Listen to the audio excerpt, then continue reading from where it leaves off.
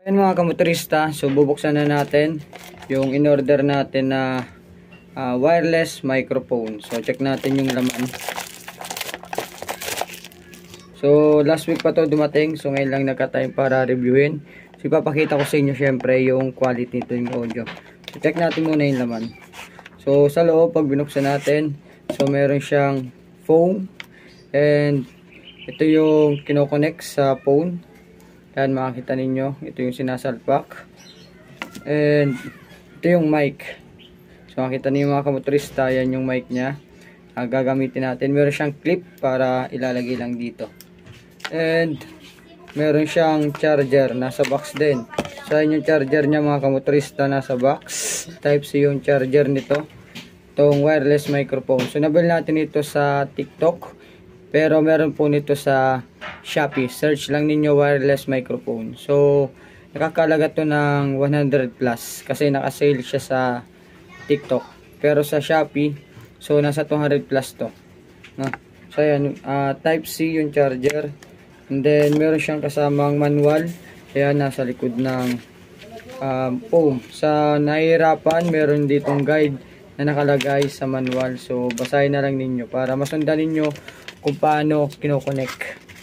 So check natin yung quality syempre nitong mic, kung maganda pa yung audio. So ayun mga kamotorista, ang isa ko pang napansin sa kanya, so meron ditong naka-plastic. Ayan, kung makikita natin, so ito nababalutan siya ng plastic, and syempre itong microphone meron ding naka-plastic. Ayan, so pag binuksan din natin plastic, meron din siyang katulad nito.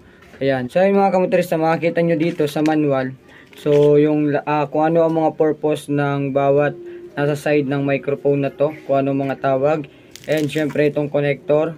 So lahat ng side po niyan ay may tawag po na nakabase sa manual. So makikita natin, so itong taas, so nakalagay sa manual, ito po ay windproof net. So yan ang tawag dyan. And yung microphone indicator, ito yung gilid, nakaturo dito sa arrow sa manual. So microphone indicator, siguro kasama ito dyan. Ito yung sinasabi ko ng sensor.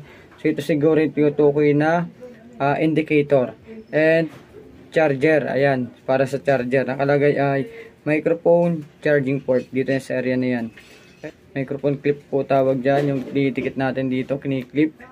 And dito nakalagay, ito, pag pinindot natin yan, ito yung on and off ng mic. So pindutin natin. So nung pinindot ko, ayan, umilaw siya ng red and green. So nakalagay po dyan ay switch key. Then next, isa para mag-connect sa phone. So nakaturo yung arrow. Ayan, ito yon para mag-connect, para yung boses na mula dito ay pumunta patungo sa phone. So ito yung kinoconnect natin. Ito yung type C. Ayan, sa salpakan sa cellphone, kasi type C yung phone ko. So sa charging port ng phone ko, ito yung inilalagay, connector, para masensor nito o pumasok yung boses na nanggaling sa microphone. So next natin, yan, receiver indicator.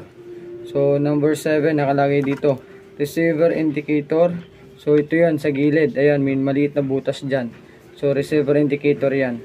And last, port of receiver. Ito yon, yung port yan. Kapag nalobat din kasi ito, so kailangan din natin i-charge. And syempre ito rin, may charging area din. Pag nalobat, i-charge din. So ayan yung mga part nito, so ng wireless microphone. So ayan mga kamotorista, na-connect na natin. So ito yung quality ng boses ng mic na to, wireless mic na to. So ulitin ko, sa TikTok shop ninyo ito mabibili, and also meron ito sa Shopee. So itong wireless lavalier microphone. So ayan, goods na goods mga kamotorista. So in terms ng quality ng voice, so malinaw siya and hindi maingay.